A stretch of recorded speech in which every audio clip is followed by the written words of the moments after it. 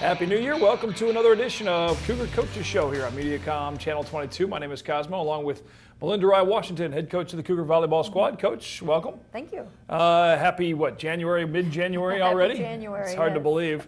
Well, your squad, a 21st consecutive trip to the national tournament. And as we talked at the beginning of the season and as the season continued, the AMC was back on the map in a big way with Park and then Missouri Baptist and yourselves all fighting for the top there. Bittersweet in a way that it ended up being a conference member winning, but Park ran the table, won the whole national championship. Your team back in the national tournament again, lost 3 matches there. Talk about the tournament, at least with the matches there that you played at the national tournament. It was different for us this year with the conference being so strong and in only a single round robin in the conference, so a lot of pressure there on those matches. The girls, I'm really proud of them. They did a nice job, won the games they needed to win down the stretch outside of conference play to get ourselves in that top 10 into the final site at nationals. Got out there, we had a couple of things happen during the break period.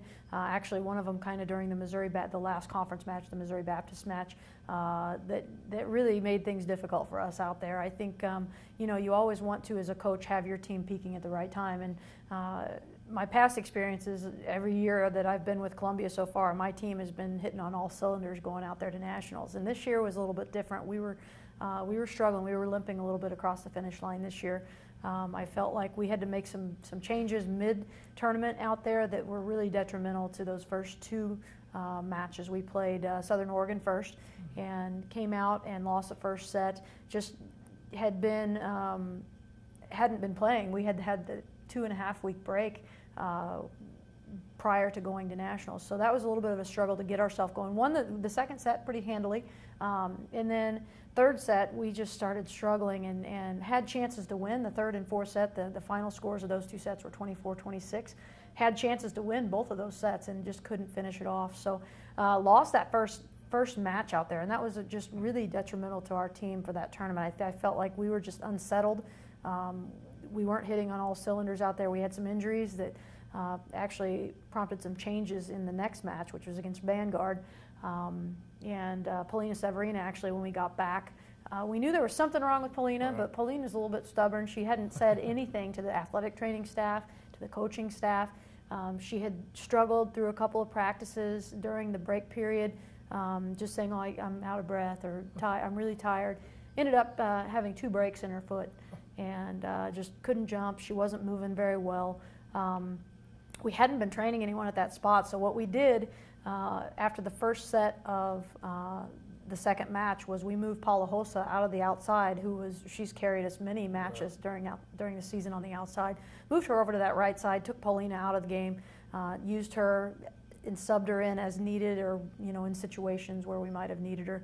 But we pulled Sarah Schwenker, who had been our libero all year, out of there, put her on the outside, and just it changed everything for us out there, and ended up losing the second match, and it was really ugly, really ugly. When you make major changes like that, it's really ugly, and it was really ugly. Well, there's a difference between one change, but then once you start using one as a Band-Aid for another, and especially at that point of the season, I mean, this is a team that had kind of faced some adversity that hadn't been around for a while this season, and did well at it. I remember we talked over the course of the season where you challenged the girls at times, and they answered and came back, and like you said, secured that top spot to stay out of that play-in round, which was huge. But to try and do that second match into pool play is not the time to have to do it. No, it really wasn't, and I wish that we had known the extent of Paulina's injuries before we got out there, because we could have practiced a different lineup before we got out there. Believe it or not, we had actually gotten Micah Simpson back full like that week, so she was able to go ahead and come in and play the libero spot, which allowed us to use Sarah Schwenker in another role. If we hadn't had Micah, we would have really been in trouble out there. But we did make that change. We ended up losing the Vanguard match, and then adjusted to that lineup, and then came out strong against UTB the next day. They kind of settled in. They slept on it overnight. We had a team meeting the night before the UTB game, and the girls wanted to beat them. We talked about what the lineup was going to be, and they settled in right away against UTB in that last match. And came out 2-0 against them in sets and really shut down their best hitter, Bojana Mitrovic, who's an outside hitter for them, Serbian girl that's very good. She hit negative for the match, actually, against us, and played well. Their big hitters, though, came on Vanja Joksic in the middle, and two of their outside hitters really came on strong at the very end of the match. The libero that they have, that's a D1 transfer, made some huge, ridiculous plays at the end of the match, and they were able to come back and beat us, and they went all the way to the national championship and ended up there with Park. But a good tournament for the girls. You know, I wish we could have won. We had chances to win that match as well. That would have been a nice win, even though we wouldn't have made it on into the bracket play.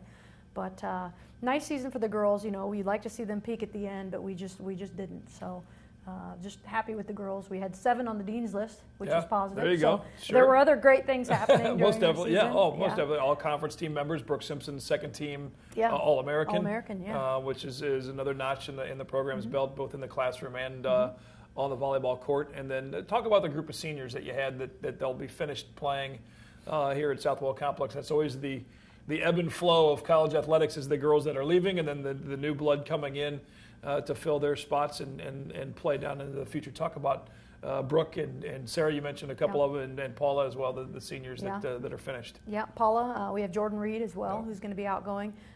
Shelby Gordon's applied to several physical therapy schools, so she actually has some eligibility left, but we're hoping she gets into that physical therapy field that she's been looking to get into. She's already graduating. She actually has 2 years of eligibility left for us, so if that weren't to work out right away, then she could always come back and play. But the outgoing senior class is a great class, not only on the court but in the classroom. They're just fantastic examples of what it means to be a Columbia College athlete. You know, they're student athletes. They do their work. They're committed to both the college, Columbia College, and to the athletic department, and that's all I can ask for as a coach. You know, they put it all out there on the court. They're team-oriented. They're good teammates to each other. They look over each other, and we're really going to miss that class. You know, athletically, of course, Brooke Simpson was an All-American. Sarah Schwenker, a 4-year starter for us. Liddy Van Dersen, a 2-year starter and an All-American from last year. So tremendous athletic ability going out the door as well. But we're going to miss them. I miss them most just their dedication. Their commitment and dedication to our program, and I'm going to miss them a lot. As we talked about with the national tournament, the Park Pirates were the national champs, undefeated run. As I mentioned, if you're going to turn your crown over in the conference, at least, of winning the conference every year or many of the years, I guess if the conference team's going to win it and win the whole thing, it's a good representation of the American Midwest Conference for sure for what Park did this season. And I remember the early tournament here, coming into the building and someone saying, "Oh my God, this new player that Park has," I can't remember her name, number 5, I think, Romero, is unbelievable. You got to watch this kid play, and I went, "Holy cow!" And okay, And then as the season went on, they just clicked all the way through and won the whole thing. You know, a lot of people have their Sundays off. I am on the ratings committee, and my blood pressure is pretty high on most Sundays from defending our conference schools. So it's nice for me as a Raider. You know, I defend, it's usually Missouri Baptist Park in Columbia every year. Freed Hardeman has shown up a couple times, and William Woods actually this year was discussed several times. So I'm spend my Sundays backing up our opponents. So bittersweet, I guess. Yes, but sure. I was really happy. I was really happy to see our conference schools really prove that they deserve to be there. And you know, fortunately, they both really played well out there. Both made it to the Final Four, and Missouri Baptist had a great tournament out there. They've got some nice kids that'll all be back next year. Park, their atmosphere has changed there a little bit. You know, the national championship, there was only, I think, 1 American on the court between them and Texas Brownsville. They've gotten some really great players in there, some nice transfer students, and good student athletes as well. You know, they are starting to do things very well, and so I was happy. I was happy to see Park and Mobap do so well after defending them every Sunday throughout the season. Sometimes that's hard to do, but sure. I was really happy to see them do so well. Yeah, I think that's, you know, as we've talked about in the past too, with the conference being not down, but it's tough for competitive. That's why you schedule some of the tournaments early on, and then trying to play some of these top-ranked teams so you can get a barometer of how the team plays. And now there's a couple of them right here in your own backyard that you face a couple times this season, and it's just going to continue to build up the conference and make it even tougher, as it was proven to go for 22 in a row back to the national tournament. Yeah.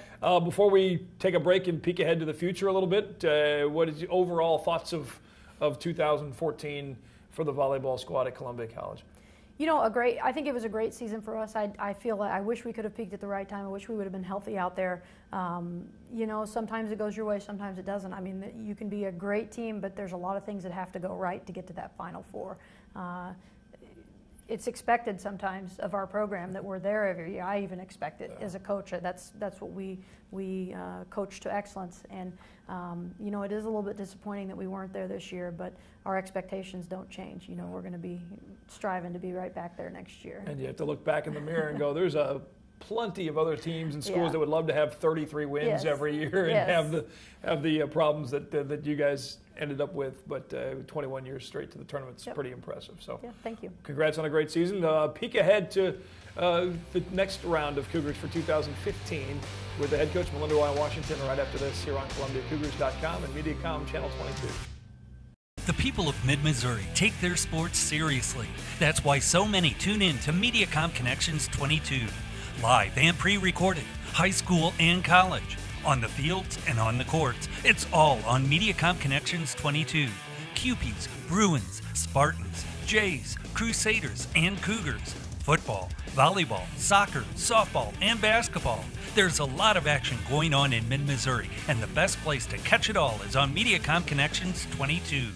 Talking Cougar volleyball here on the Cougar Coaches Show, MediaCom Channel 22.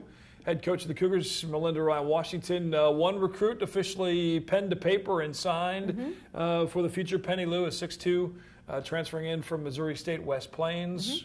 Anybody that averages almost 4 kills a set, and there's some other, 500% on the kill sheet. Pretty impressive numbers for her year in the junior college ranks. Talk a little bit about what Penny will bring to the court at Southwell Complex. She will be a difference maker for our program. She's definitely a great player, great student athlete, and a great person. I mean, we've been in communication with her. She knows Ben, who's already on our team, and so just a great person. She's got a great personality. I'm really excited and looking forward to having her on campus. She'll be flying in Sunday, so we're excited.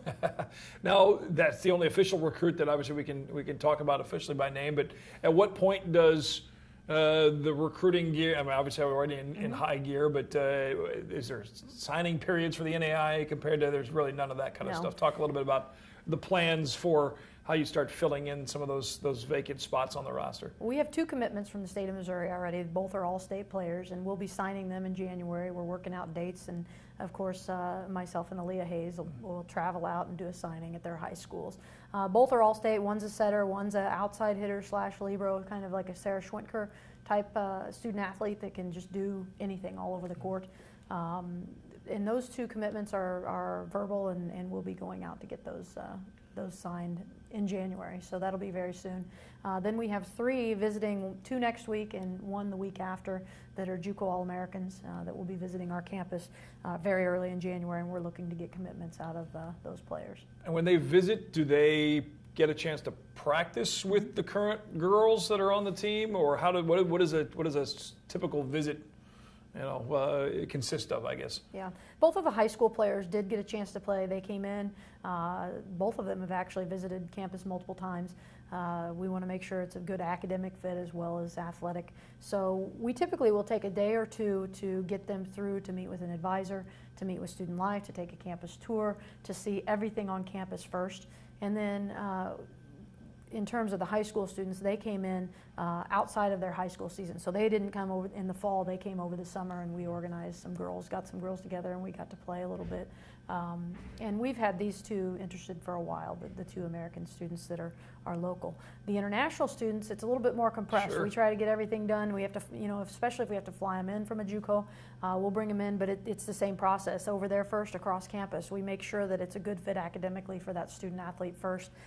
Get them in with an advisor, get them in with admissions, get them on a campus tour, make sure they see everything they want to see. Get them into practice with the girls to make sure the system fits them and it's what they expected. And then, in the evening, typically they'll spend the night. We put them in with an upperclassman and ask that upperclassman maybe to show them around Columbia or, wherever, whatever the recruit wants to see at that point, or whatever questions they want to ask, they're free to ask the players. Now, the balance that you and Aaliyah and the coaching staff has of trying to find that junior college transfer, or maybe someone that's transferring in from a D1 program, or international students. So how does that all factor in? Obviously, a lot of it has to do with what the needs are, position-wise on the court. One way or the other, what do you favor? You can't coach competitiveness. I'm a big competitive person. I really look for competitive people that want to compete, that want to make themselves better, both on the court and in the classroom. The fit to the college is also important to me. I want them to be committed to Columbia College. I want them to be four-year students and graduate. So I want the college itself to be a good fit to my student athletes and make sure that no question goes unanswered. I keep asking, even when they're signing, do you have any questions? Do you have any more questions? And you want to make sure that the campus overall, the place, everything is a good fit for that student. International, American doesn't really matter to me where they're from. None of that really matters. It's about being a competitive athlete and making sure that Columbia College is a good fit for the student. And then, it's for once you get them, then find that role, kind of mold and gel that team. What happens now at this point in the off season, January into February? When can you have official organized practices or groups or whatever? How does that work? Anytime we have recruits in, we just do we throw the girls together and we just play, and that doesn't really count as an official practice. It's more of a just a play around with the girls. We will start official practice. We try to start after March Madness, as soon as the basketball teams get finished, so that we don't clutter up their gym with all the volleyball junk. We have lots of junk with volleyball. We have nets, we have poles, we have balls, we have training tools, cones and whatnot. So we try not to clutter up their gym until after they're finished. But as soon as they start wrapping up their seasons and get close to nationals, we're ready to go. The time before that, we focus a lot on study halls, making sure that the girls have met their goals in the classroom, knowing what those goals are, setting up study halls, getting them tutors if they need it.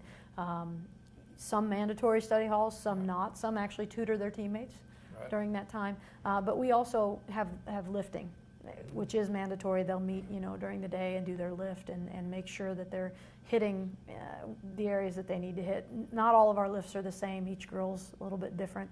Our athletic training staff, Rochelle Ham and John Barfnick, do a really good job of helping us with that. I think a lot of people think, obviously student athletes, the school year is what it is, and that their involvement in the actual team sport is certainly not just that realm of when practice starts to when the final match ends. There's a lot that goes in off-season wise, training wise. It's really year round. It is. It is. It's a program. It is a program, and it's not just athletics. We have priorities, and the girls know that. We try to be as clear as we can with our expectations as far as what we expect them to do. We have meetings, incoming, outgoing. They have binders where their academic goals are written. So, they're pretty clear on what they need to achieve during the semester. Well, congratulations on a 21st consecutive run to the national tournament. I know it didn't finish the way you would have liked, but at the same time, as we said earlier, there's a lot of schools that would love to go once or twice. You can't have a streak of 2 in a row, much less 21. So can't wait to find out what the offseason brings, and before you know it, it'll be September and we'll be going again. Good. You're ready to go now, right? Yes. All right, well, stay warm. Thanks for your time. Coach Melinda Wrye-Washington, Cougar volleyball team. You can learn more on the squad and online at ColumbiaCougars.com. Thanks for watching Cougar Coaches Show here on Mediacom Channel 22.